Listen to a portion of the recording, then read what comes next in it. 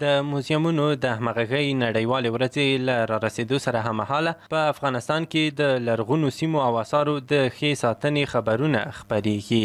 د اطلاعات او کلتور وزارت چارواکي وایي چې توانېدلي ګڼ شمېر غصب شوي تاریخي سیمې بیرته تر خپل کنټرول لاندې راولي او د غیر قانوني کیندنو او د لرغونو آثارو د قاچاق مخه ونیسي.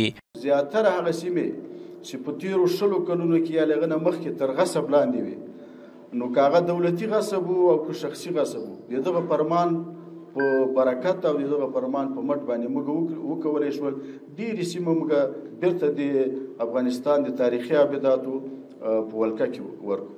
له نیکه مرغه اسلامي امارت د خپل راتګ څخه وروسته دې برخې ته پاملرنه کړې ده.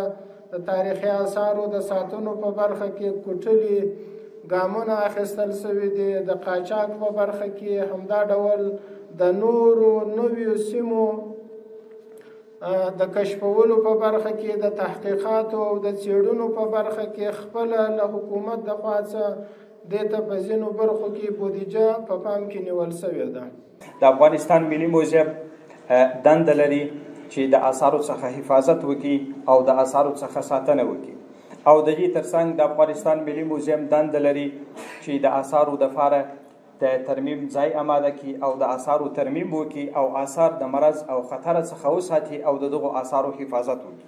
په افغانستان کې ملي موزیم د هیواد د تاریخي ویاړونو خزانه ګڼل کیږي. دلته تر 15,000 کلونو پخواني لرغوني آثار ساتل کیږي چې په نړیوالو نندارتونونو کې نندارې ته وړاندې شوي او د افغانستان استازولي کړې ده.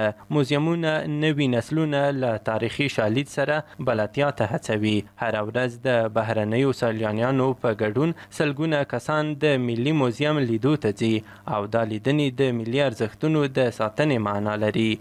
خوشبختانه د افغانستان ملي موزیم ته روزانه لسګونه که ووایو بلکې سلګونه د موږ تاسې هغه استادان، محققین، محصلین، ښوونځیو شاګردان دا موږ د دې شاهدان یو هغه راځي لیدنه باندې کوي. سیلانیان راځي د افغانستان د دغه تاریخي موزیم لیدنه کوي. د اطلاعات او کلتور وزارت مسؤلین وایي اسلامي امارت د موزیمونو د غنا او پراختیا لپاره ځانګړې پاملرنه کړې ده. د فرهنګي موزیمونو ترڅنګ جهادي موزیمونه هم جوړیږي چې پکې د جهاد د دورو افتخارات او وسایل خوندي ساتل کیږي.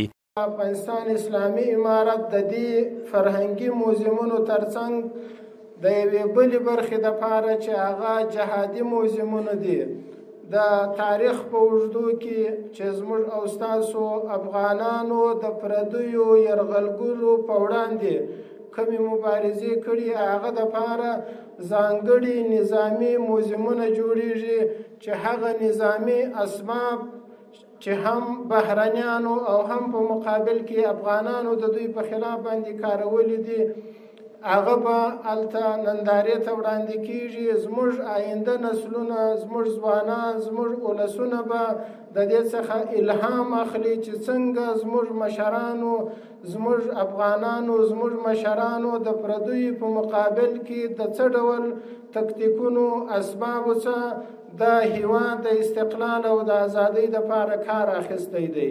د موزیمونو د همغږۍ نړیواله ورځ هر کال د مې میاشتې پر 18 نیټه لمانځل کیږي. دا ورځ د موزیمونو ترمنځ د همغږۍ عامه پوهاوي او ټولنیز رول د پیاوړتیا په موخه ځانګړې شوې ده. د دې ورځې لمانځنه له 1978 زیږدیز کال راهیسې د موزیمونو نړیوالې شورا لخوا پیل شوې ده.